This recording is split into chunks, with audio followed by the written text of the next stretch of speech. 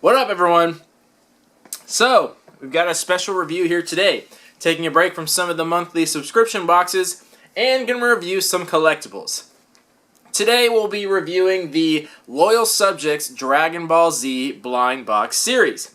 Now, a lot of people have actually requested that I review this series, probably because people know what a huge Dragon Ball fan I am, and also because people know what a huge Loyal Subjects fan I am.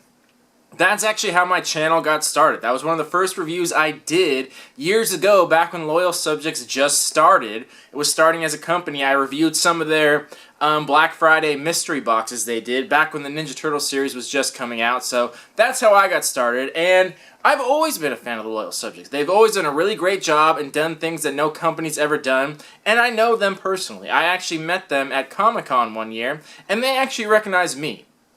I walked up to their booth and they recognized me for my reviews before I even got to talk to them. So that was one of the first times I've ever gotten recognized for the channel. So I talked to them all personally. I talked to Joe Allard, who's usually the one who designs all these figures. I talked to some of the heads of the company. I've talked to some of the customer service people. I've talked to them personally. It's a great group of people, great company, and they're based out of LA, which is right by me. So I've always been a fan of everything they did. And they used to do art collectibles back in the day, and that's why I really like them. And I'm also such a huge Dragon Ball fan. I just love it. I love everything from the series. Half of the wall behind me is Dragon Ball stuff. I got tons of shirts and collectibles. I have a bunch of original cells from it. So there's really no one more perfect to review this series than me. But I'm going to be a little more critical because I'm such a huge Dragon Ball fan. Because I know what other collectibles are out there. And I know, based on that, what they should look like and what the possibilities are. And Loyal Subjects has always done a good job. Before the 2014 Ninja Turtles movie came out, there was really no Ninja Turtles stuff. And all of a sudden when the movie came out, it was back in circulation. And I remember Funko did a series of Ninja Turtles, which sucked. Kid Robot did one, that was okay. And then Loyal Subjects did theirs, which blew everyone else's out of the water. They had like full articulation, and you can see them back here. They had sculpted weapons that were very tiny, interchangeable parts. They really did an amazing job, and no blind box had ever done anything that good to date. And still to this day, no other company's really gone that much into detail. And that's why theirs are so much more expensive. So when I heard, like almost 2 years ago, I heard about they're getting the license for Dragon Ball, I got super excited. And they have a bunch of other licenses coming up too. But then I saw this series, and then I kind of got really disappointed. And we're going to talk about that, and talk about this series and basically what it is there. Let's go through each figure and just take a quick look at it. So, here's the basic figure. Here's Goku, right here. And he's missing a hand, and I'll show you why in a second. And I'm not a fan of just the general sculpt of the body. Now, they've had a habit of making the arms a lot bigger on these figures, which is fine. They did it with the Turtles, but they've gone way too far. These are very disproportionate. The arms are huge on this. So if you look at this figure where he's making a fist, his fist is all the way down to his boot. His arms are extremely long, and there's no real reason for it.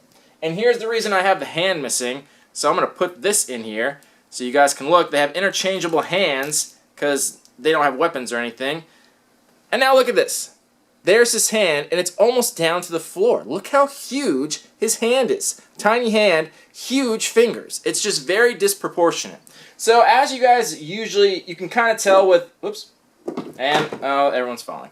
Okay, so with most collectibles, there's a certain style they do, and it's called chibi. That's what they call it in Japan, and what that essentially means is they have a big head and a small body. That's how like so many collectibles are, with the exception of action figures. That's how pop figures are, that's how Dorbs are, that's how the Pint-Sized Hero are, that's how Kid Robot does their figures, that's how Loyal Subjects does them. Everyone does the same thing. Big head, small body. It's just a popular style. It's called chibi, so it's no surprise that that happens with any blind box figure. It's almost always the case, so that's fine. Most people like it. It makes them kind of look adorable, and most Dragon Ball figures are like that anyway. So I'm fine with the big head, small body. Now, where the problems arise is with the proportions of the actual body here. So it's not big head, small body. It's medium-sized head, medium-sized body, and very awkward appendages. So it starts here at the shoulder, and they have very small shoulders. And then the bicep, they have big biceps, even bigger forearms, and then huge hands. For anyone that knows basic anatomy, that's the exact opposite of how the body is. Our arms and legs usually start big and go to small. That's just how the human body works for the most part. Some people are awkwardly shaped, but usually shoulders are big and it gets smaller as you go down to where the hands are small. But this one seems to do the exact opposite. They start small and get bigger as they go down. Same with the legs. For some reason, they made the thighs very small, small knees, huge calves, gigantic feet. So for some reason, they switched it around and made the proportions of the arms the exact opposite of what they should be.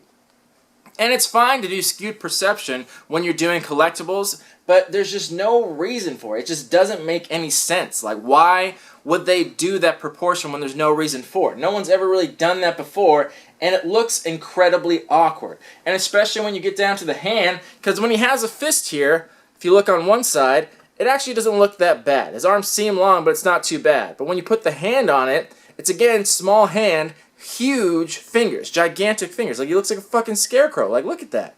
It's crazy the proportions they have on these figures. And I'll show you some of the other ones. And they don't stand very well. That's the other thing. They have so many points of articulation, which you think would be a good thing, but they have too many now, and it makes it awkward to the point where they can't stand up anymore. So here's Piccolo, same thing. Doesn't look too bad with the hand, or with the fist, but then when you take a look at his hand, it's all the way down to the ground. Like, why? Why is it that big? Why is it such a huge hand? And one of the worst ones is this Super Saiyan Vegeta here, who, by the way, looks like Chucky. Like, does he not look like Chucky, like, with different hair color, like the face he's making? And then look at these hands. Like, look at, he has them up here. Like, look how ridiculous that looks. Like, look at these hands. Like, why are they so huge? Why gigantic hands? And they look, I realize that Dragon Ball characters are based off of monkeys, like the Saiyans are, but they all look like gorillas, though. They all have gigantic arms down to their feet. And why? Why would you do that? Why would you purposely distort things that much? And like I said, the other figure lines they've done, their arms are a little big, and that was fine, but they pushed it too far now. The only characters that don't really look totally fucked are these two, and that's Frieza and Cell. These ones actually look semi-decent. So Frieza looks okay with the bigger hand. He doesn't look that bad. And Cell looks pretty proportionate as well. But then Cell, when you look at him close, he looks more like he should, with a bigger shoulder, not tiny little shoulders. And same with Frieza, where it's like has bigger shoulders and the arms are more proportionate as they should be, and they don't reach as far down. Like, that's kind of how they should be. These aren't perfect proportions, but they're much better than the other figures. And they try to put all this detail in, which is usually a good thing, but they've gone too far where they're losing quality now. For example, on this version of Vegeta, they actually give you options of different tails. So you can have a regular tail, or you can have his tail that wraps around his waist like he did in his original Saiyan armor. Before he lost his tail, it would wrap around his waist, which is cool, but they've done it so much where his tail doesn't actually wrap around. You have a tail that switches out, but I can't ever get it to actually wrap around his waist.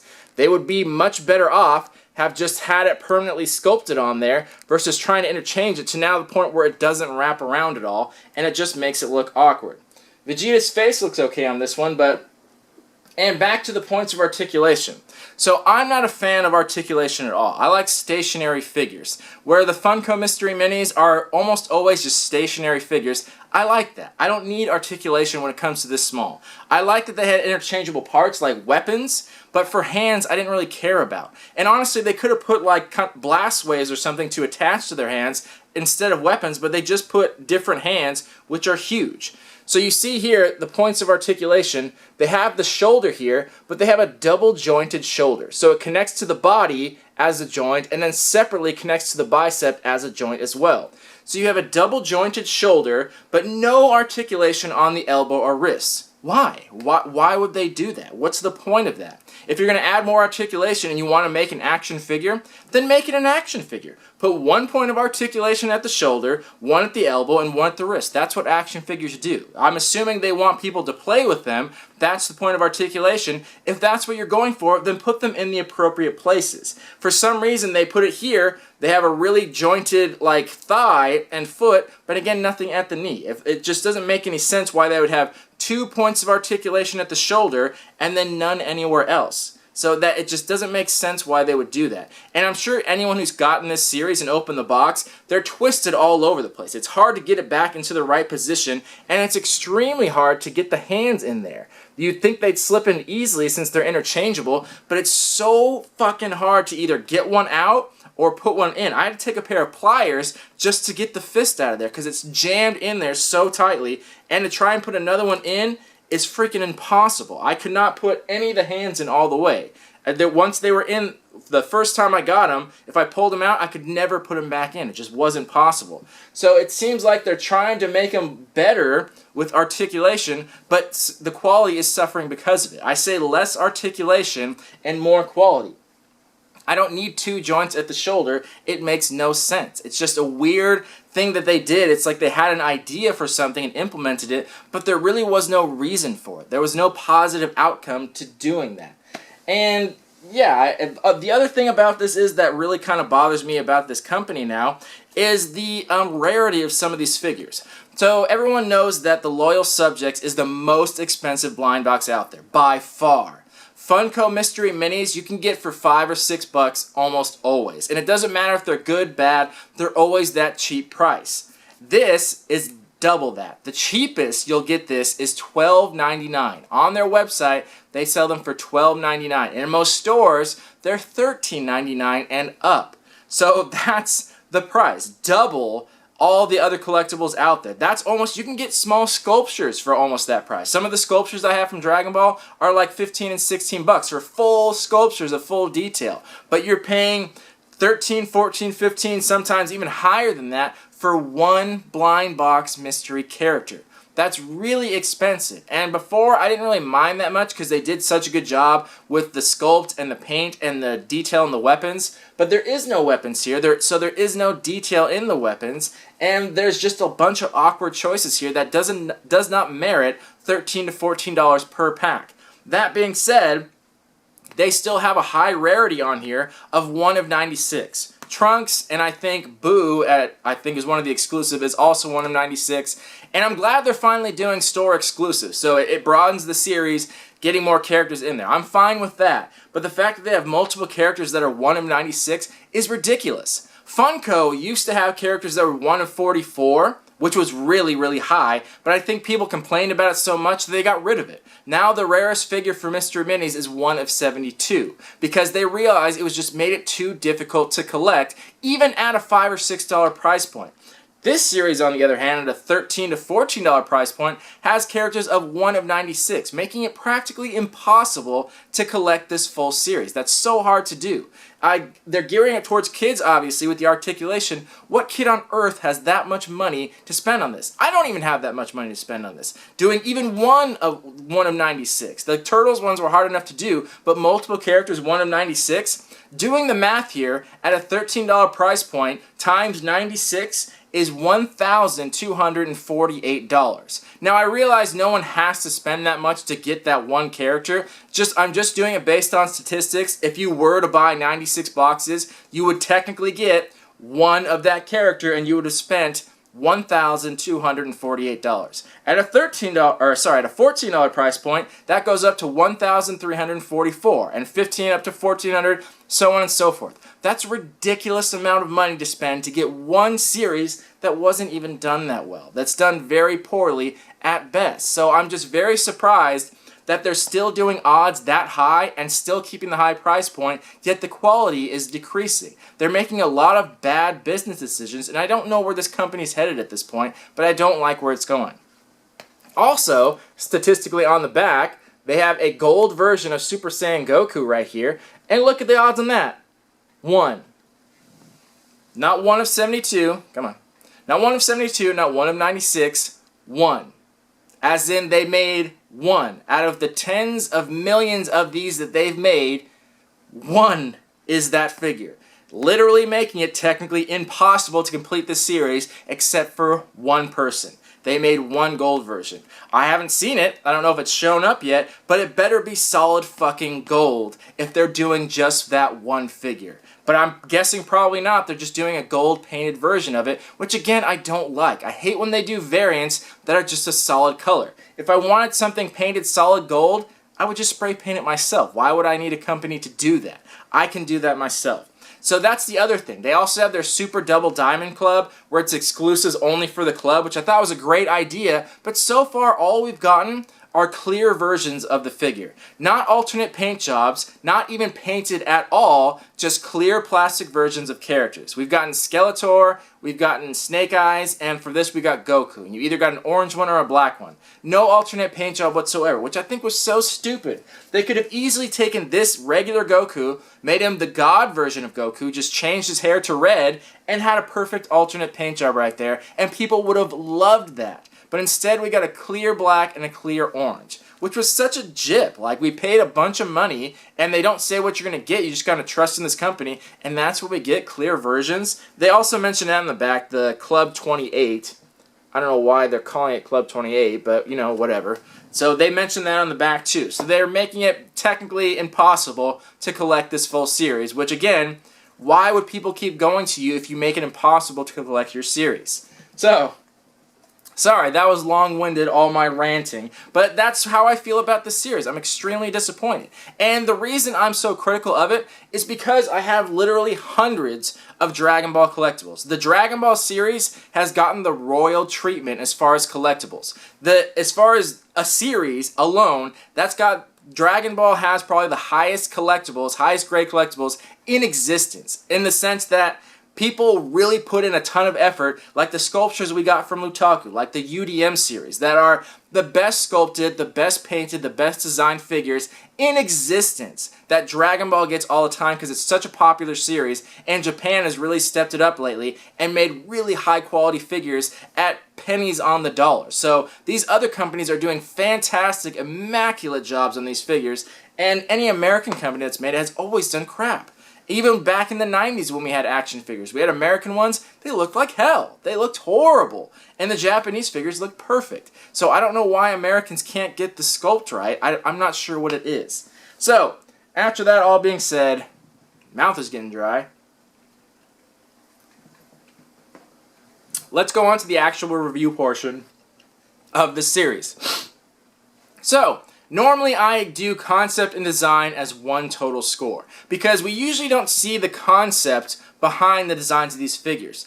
This series, however, we did. They actually did show concepts before they showed the actual design. So this is one of the rare occasions where concept and design will be split into two separate scores. The concept, basically what that is just the two-dimensional drawings, the concept, the idea of what they want to do. And the concept on them was really great. They actually posted pictures on their blog. If I can find them, I'll show you now, but they actually looked really good. So as far as the concept, I'm going to give it a 7. They did a good job on it, and I'm pretty sure it's Joe Allard because he's done all the designs. I'm not totally sure, but the drawings on them look pretty legit, and I was very excited for them. Now, the actual design. That's what we're talking about, the 3D design. This is the transformation from two-dimensional to three-dimensional, taking a drawing, an idea, and now making a three-dimensional design to be then put into a mold and sculpted from there on out. So the design portion of it, I'm going to give it a 2 out of 10. For all the reasons I said before. It's just very disproportionate, that it makes no sense as far as the human body and how these figures should be. And also there's a lot of design flaws, like on the Super Saiyan Vegeta, I don't know how well you can see here, but if the camera focuses on it, you can actually see there are fingernails on this hand. Vegeta's clearly wearing gloves, but there are fingernails here. And basically what that means is they didn't want to sculpt a separate hand for Vegeta wearing gloves, so they just used the same hand that Goku had, which has fingernails sculpted on there. And the weird part is that there's different hands for this version of Vegeta. Like, his hands don't look that crazy. Like, here are the two Vegetas right next to each other. You'd think they'd have the same exact hands. But no, they're different. Look at that. This Vegeta's hands actually don't look that bad. They look pretty normal. This Vegeta's hands looks like Jack Skellington. Like, look at that shit. Like, why is that so different? Why was there such a different design there? And why wouldn't they give the glove version to this glove version? Why would they just repaint the fingernail hands and put them on there? And even differently, why are there two separate hand designs? It's the same guy. It's the same fucking character. Why are there two different hand designs for the same character? Like, why?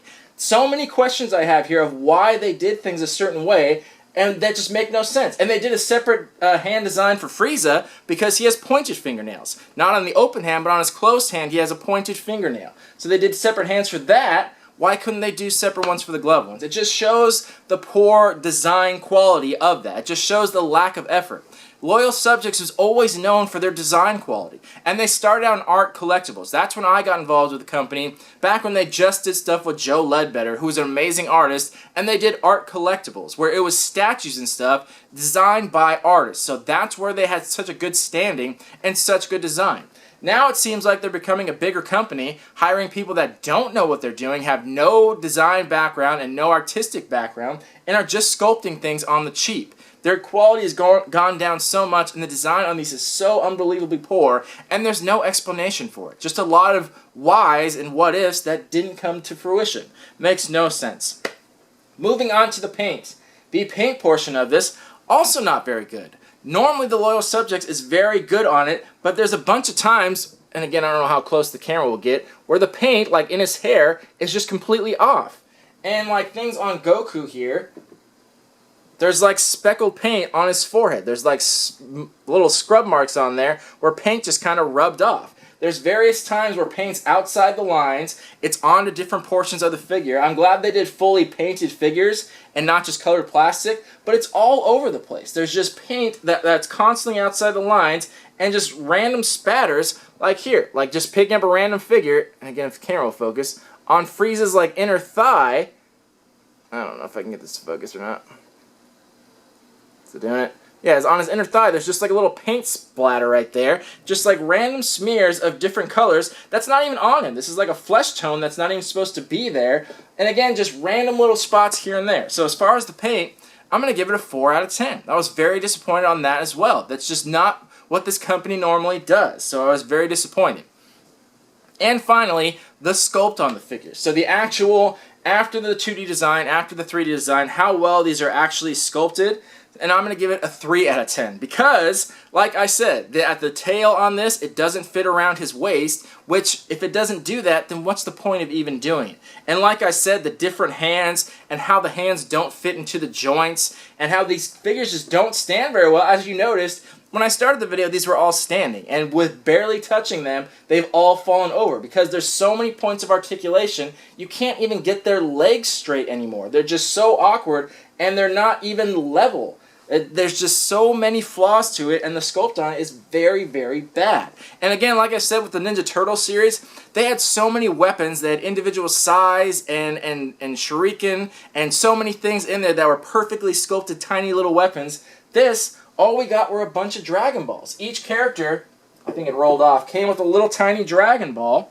And then that was it, a Dragon Ball in hands, and then that's all we got. Like I said, why couldn't they have like had a little blast attached to their hand, like a Kamehameha wave attached to their hand, or maybe hands that came together like that, or maybe a little spirit bomb for Goku or something. Or Piccolo could have been doing his special beam cannon. We could have had a hand attachment with that coming out. That would have been cool. Why is none of that in here? It seems like the people that made this have never watched the show. It seems like they just saw these characters and made this. It seems like they have known nothing about these characters at all, to the point where there's nothing cool added into the boxes, where they just randomly inserted Dragon Balls. And some of these characters that had Dragon Balls shouldn't have even had them. So there's just so many weird things about them that didn't make sense. And it seems like this series just got kind of brushed under the rug. Like it started out as a good idea and started going downhill, and they didn't want to throw any more money into it. So they were like, just release them as is. So all around poor quality, all around bad design, which I'm so surprised to see from this company.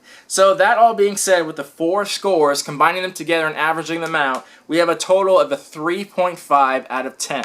And that's well deserved. And I'm sure I'm glazing over a lot more things that I'm just not thinking of at the moment, but there's so many more things about it that just are not good, and so many reasons to not collect this series. I know so many people were excited about that because there are big Dragon Ball fans out there, but I know a lot of people, as soon as they saw the series, they were like, ugh. And everyone I've talked to has the same idea. They were so excited for Loyal Subjects to get a Dragon Ball series, then they actually saw them and they were like, oh, that's how they look. And the same with their Street Fighter series coming up. I saw the designs and the actual sculpts on those. super excited for. I'm a huge Street Fighter fan, and especially because there aren't that many Street Fighter collectibles out there. And then I saw them, and they did the same as these. Really long arms, huge hands, small shoulders, and they look awful. They look just terrible. And I know they recently got the licenses for Alien and Predator, and also I think Jason Voorhees and possibly Freddy Krueger.